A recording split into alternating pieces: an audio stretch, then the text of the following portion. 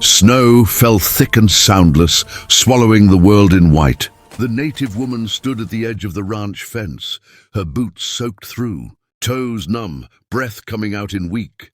Broken clouds. Every step she took felt heavier than the last, as if the cold itself was trying to drag her down and claim her.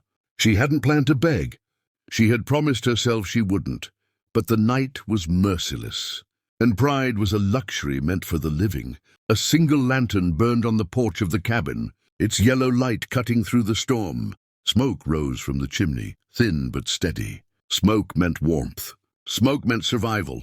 She forced her legs to move, crunching through the snow until she reached the steps.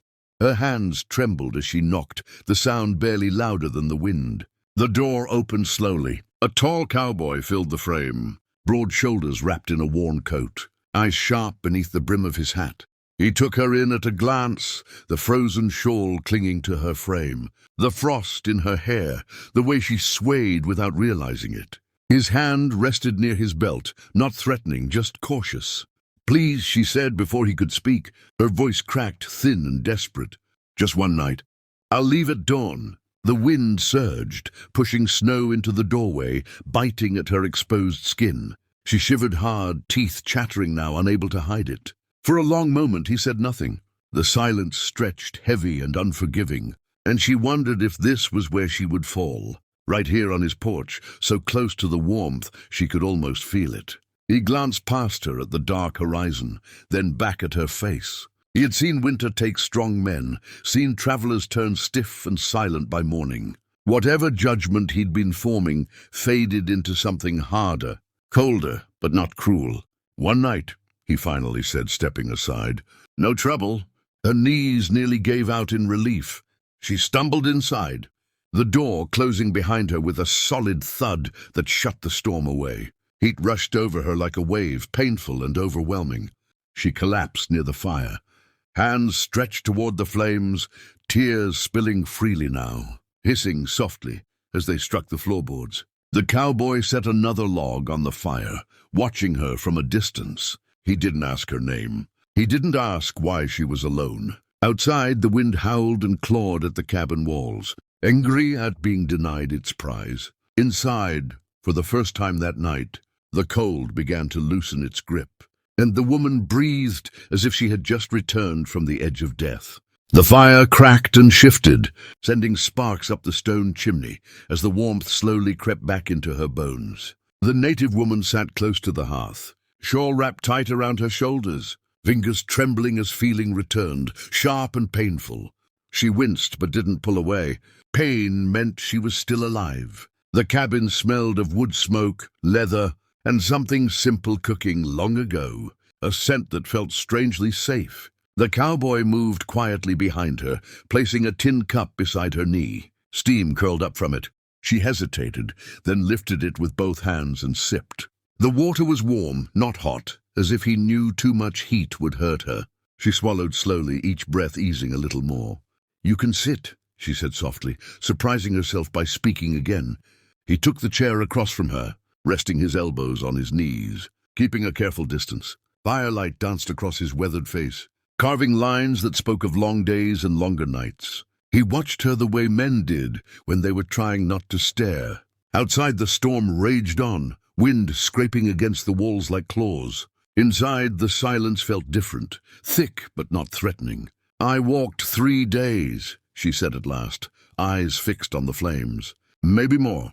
I stopped counting when the food ran out." He didn't interrupt. That alone gave her courage. "My people were camped near the river," she continued. "Sickness came first, then soldiers, then winter finished what they started." Her voice faltered, but she forced herself onward. "I was sent ahead to find help. When I came back, there was no one left to return to." The fire popped loudly. The cowboy's jaw tightened, but he said nothing. "I kept walking because stopping meant dying," she whispered. "Every place I reached was empty or locked.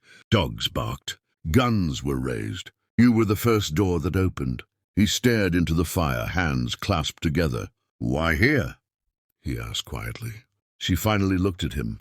"I saw smoke. I thought someone who keeps a fire lit in weather like this might not turn away a stranger." The words settled between them. He reached into his coat and pulled out a piece of bread, breaking it in half before handing it to her.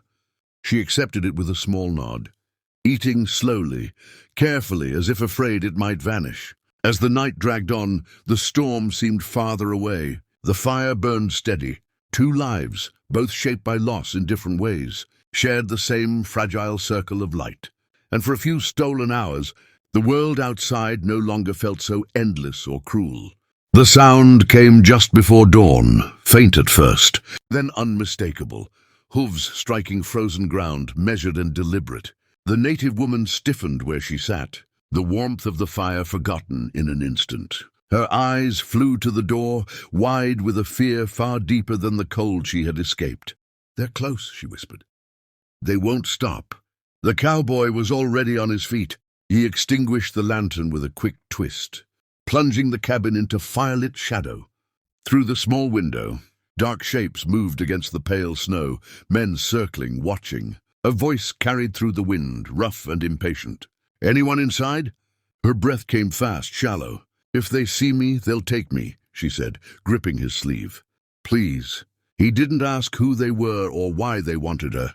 He caught her wrist and pulled her toward the back wall, pressing a loose plank aside to reveal a narrow space barely wide enough to stand in. He guided her in, placed a finger to his lips, then slid the plank back into place. The darkness closed around her, thick and suffocating, her heartbeat pounding in her ears. The knock came hard this time, rattling the door. The cowboy opened it just enough to block the view inside.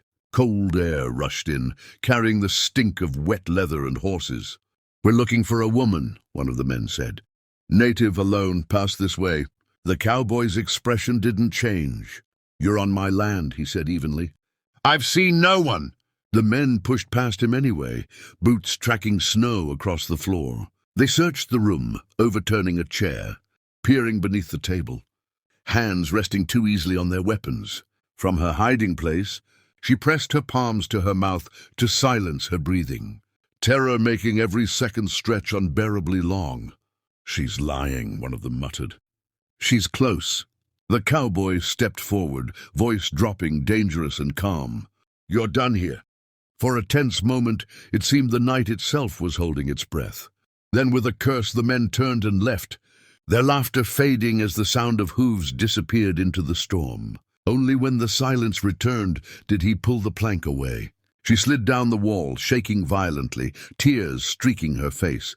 "You didn't have to do that," she said, voice breaking. "They would have killed you." He looked toward the door, where the first pale hint of morning crept in. "Sun's coming up," he said quietly. "They won't be back." But as dawn approached, neither of them felt like the night had truly let them go. Morning arrived softly, almost apologetically, as if it knew what the night had taken from them. Pale light spilled across the snow, turning the land gold and pink. Calm where there had been chaos. The storm had passed, leaving the world still and quiet. Inside the cabin, the fire burned low, its warmth lingering like a memory neither of them was ready to release. The native woman stood near the door, her small bundle tied and resting at her feet. She had cleaned her face in the basin, braided her hair with steady hands, and straightened her shawl. She looked stronger now, but there was a hesitation in her eyes, as if stepping outside meant facing the weight of everything she had been running from. "You kept your word," she said, breaking the silence. "I asked for one night.